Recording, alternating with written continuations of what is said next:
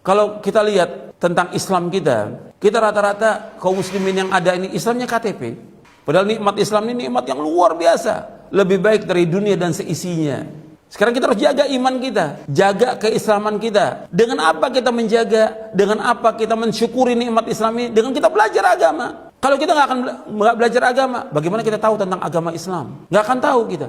Dan kita ingat bahwa Allah setiap hari memberikan waktu kepada kita 24 jam. 24 jam Allah berikan waktu kepada kita. 1440 menit. Tinggal kita berusaha bagaimana dalam sehari itu mempelajari agama 1 jam. 60 menit atau 2 jam 120 menit dari 1440 menit yang Allah berikan waktu kepada kita. Masa kita nggak ada waktu? Nggak mungkin kita nggak ada waktu. Tinggal kita bagaimana mengatur waktu kita untuk belajar agama ini sehingga kita paham tentang agama. Harus kita belajar. Kalau disebutkan ilmu ya dengan dalil agama ini dalil. Kita nggak boleh ikut-ikutan dalam beragama. Kalau kita lihat kaum muslimin ini mereka seperti yang Allah sebutkan tadi dalam ayat zalim mereka untuk dunia mereka kejar, mereka belajar, mereka teliti, mereka lihat kitab-kitabnya, mereka pelajari dan mereka ingin buktinya sesuatu itu benar atau tidak.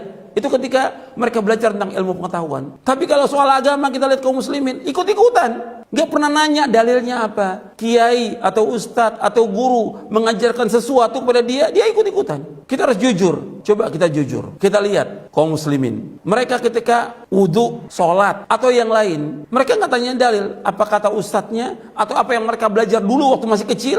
Ya itu nggak ada perubahan sama sekali. Mereka nggak berusaha bagaimana memperbaiki agama mereka. Cukup. Tapi kalau ilmu pengetahuan, mereka buka kitabnya, mereka rujuk dan segala macam. Artinya mereka rujuk dari kitab-kitab benar atau tidak gitu. Dan mereka tanyakan buktinya.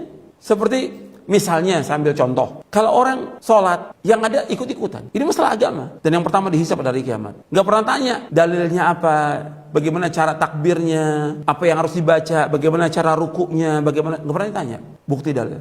Coba lihat, kalau mereka jual beli mobil umpamanya atau motor, mereka tanya nggak surat-suratnya? Ditanya. Jual beli tanah, tanya suratnya asli atau tidak, palsu atau tidak, ditanya dengan detail oleh dia. Nggak mau mereka tertipu. Tapi soal agama mereka nggak tanya, ikut-ikutan aja. Mesti kan tanya dalilnya mana.